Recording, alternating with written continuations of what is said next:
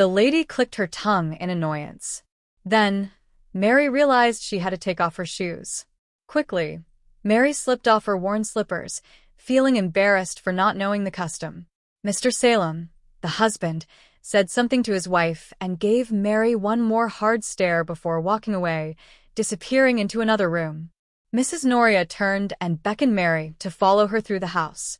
They passed a lavish living room with soft carpet and large sofas, and a dining area with a long wooden table that could seat a dozen people. Mary felt a mixture of awe and intimidation. She had never been inside such a home. Maybe this family really is very wealthy, she thought. I must work hard to please them. She felt determined to do a good job. After all, they were paying her well, so she believed, and this was her big chance. They reached the kitchen at the back of the house. It was nearly midnight now, and the house was quiet. Mrs. Noria pointed to a small cramped room adjacent to the kitchen. It had a narrow bed, a tiny closet, and one small window, high up on the wall. Your room, Mrs. Noria said shortly. Mary stepped inside. The room was barely larger than a closet, but at least it was private. She placed her bag on the bed. She was about to ask if she could call her family, but before she could, Mrs. Noria was already giving her instructions in broken English and gestures. The woman indicated that Mary should wake up at dawn the next day to begin her duties, cleaning the entire house, washing clothes, cooking breakfast. Mary's head spun, trying to catch all the details. She nodded obediently to everything, though exhausted from travel. She promised herself she would do everything asked of her. Then, just as quickly as she had ushered her in, Mrs. Noria turned off the light and left Mary in the tiny room, closing the door. Mary stood there in the dark, silence pressing in. She hadn't even had a chance to ask for a glass of water or use the bathroom. She felt a little offended at the abruptness, but told herself maybe they were just tired or not sure how to act with a stranger in the house. It was her first day.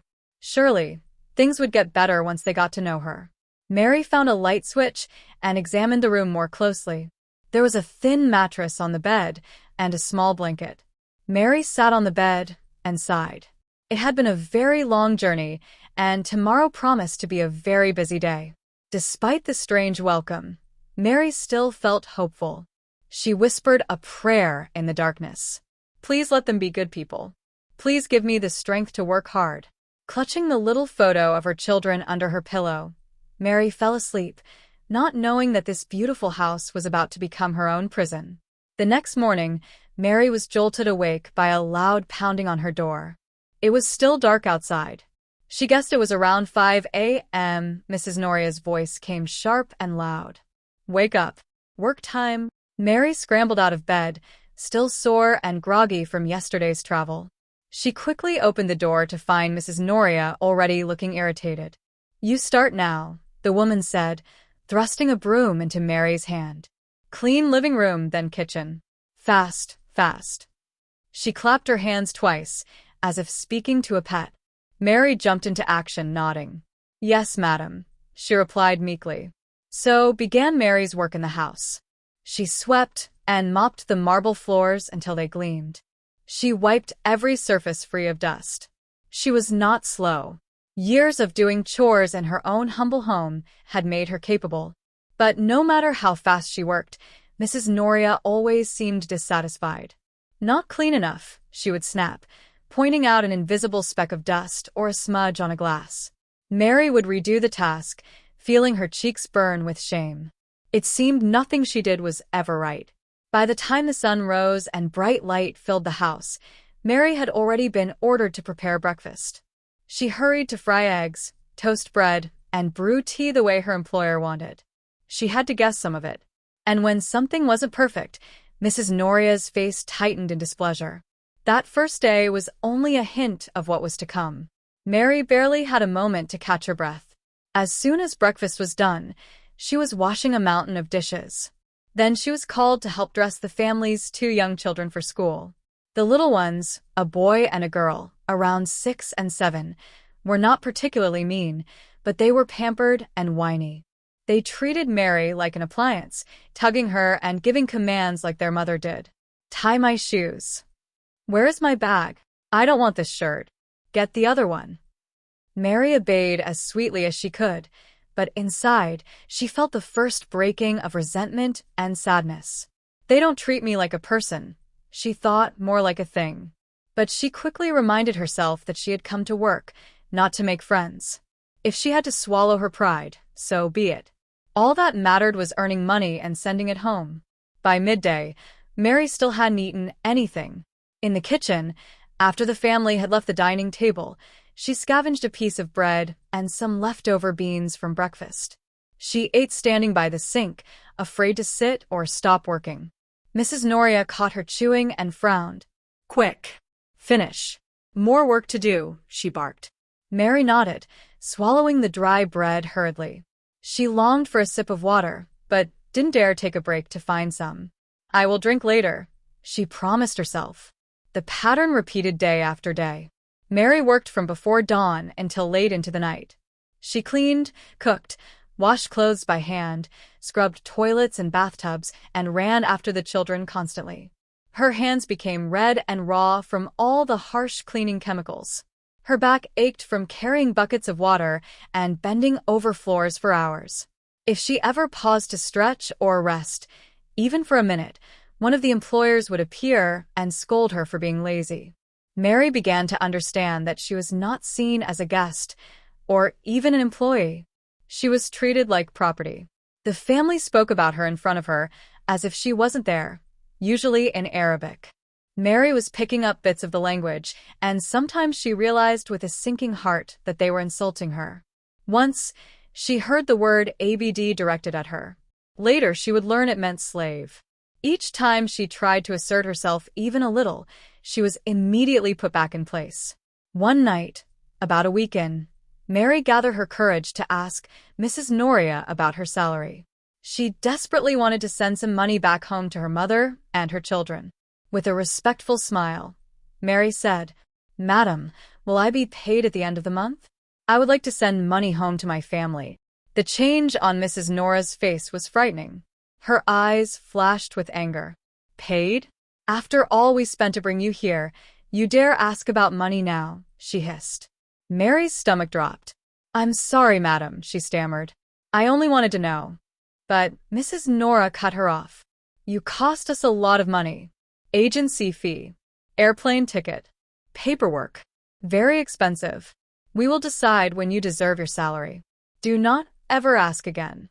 Her tone was ice cold, and her voice felt like a slap to Mary's face. Mary lowered her head, tears brimming in her eyes. "Yes, madam," she whispered. She retreated to her tiny room that night, feeling more trapped than ever. She clutched her children's photo and silently let the tears flow. "I must endure this," she thought. "Maybe after another month, they will pay me. I have to be patient." As the weeks passed, the situation only got worse. Mary's employers tightened their control over her. At first, Mary had been allowed to use her cell phone for a few minutes at night to quickly call her mother and children. She would quietly assure them she was okay, though she hid the truth of her exhaustion and mistreatment. But soon, even those precious calls were taken away. One evening, Mr. Salem walked into the kitchen and found Mary whispering on her phone to her mother in Swahili. He immediately snatched the phone from her hand. "No phone," he snapped, his face furious. Mary's heart dropped. "Sir, please. I was just speaking to my children," she pleaded, but he shook his head and pocketed the phone. "From now, no more phone. You are here to work, not chat. If we catch you trying to call home again, there will be punishment." That night, Mary cried herself to sleep. She had lost her only connection to the outside world. To her loved ones, it was as if a door had been slammed shut, locking her away. Now she truly was alone, with no way to cry for help. She realized with horror that her employers held all the power. They had her passport, they controlled her pay, and now they had cut off her communication. Mary felt like a bear trapped in a cage. This house was beautiful on the outside, but for her, it had become a prison. By now, Mary was living in a constant state of fear. It was a Friday morning when Mary's nightmare reached its peak. The day started oddly quiet. The family was preparing for their weekly prayers. In Salem's house, Friday was a holy day, and they all gathered mid-morning in their main living room to pray together. Usually, Mary's job was to quietly serve coffee or tea afterward and then sleep away. She had never been asked to join them. Mary herself was a Christian, and she would pray alone in her room when she found a moment. This Friday, however, as Mary was dusting a shelf in the hallway, Mr. Salem approached her with a stony expression. "Come," he said, gesturing towards the living room. Mary followed, unsure of what he wanted. In the living room, the family, Mr. Salem, Mrs. Nora, their 3 children, and even Mr. Salem's elderly mother, were assembling on the carpet to begin prayers. Mary respectfully hung back near the door, not wanting to intrude, but to her surprise, Mr. Salem beckoned her forward. In halting English, he commanded, "You, join." "Kneel here." He pointed to a spot on the carpet beside the others. Mary's eyes widened. Join the prayers? She had never done that before. She wasn't Muslim and felt uneasy about faking participation in a religious ritual. She didn't know the words. Also, she was in the middle of chores. Was this an order she could say no to? Her heart rate quickened. "Sir, I am Christian," she said timidly, trying to smile politely. "I can wait in the kitchen until you finish. I don't want to disturb." Before she could finish, Mrs. Nora snapped. "Just do as you are told." The whole family was staring at her now. Mary felt a wave of panic. She didn't want to offend them, but joining in their prayer felt wrong to her own faith, and something about the way they insisted made her instincts flare. It was not a kind invitation. It was a command meant to test her obedience. Perhaps they wanted to humiliate her, or simply remind her that she must submit in all things, even religion. Mary knelt on the carpet as instructed, her mind racing. Mr. Salem's elderly mother began reciting the prayers in Arabic, and everyone bowed their head. Mary mimicked the posture, kneeling and bowing. But she did not speak, since she didn't know the words. Her heart hammered in her chest, feeling out of place and anxious. She hoped this would be over soon. But halfway through the prayers, the little boy opened one eye and noticed Mary was not reciting. He tugged on his father's sleeve and whispered something. Mr. Salem's eyes snapped open and fixed on Mary. He realized she was just silently bowing, not praying along. His face contorted with anger that had been simmering these past weeks. Abruptly, Mr. Salem stood and took a step towards Mary. "Speak the words," he hissed at her. Mary looked up, frightened. "I don't know them, sir," she stuttered. Everyone else stopped their prayer, sensing the tension. Mrs. Nora's lips curled in disdain. Mr. Salem's hands clenched into fists. "You refused our prayer.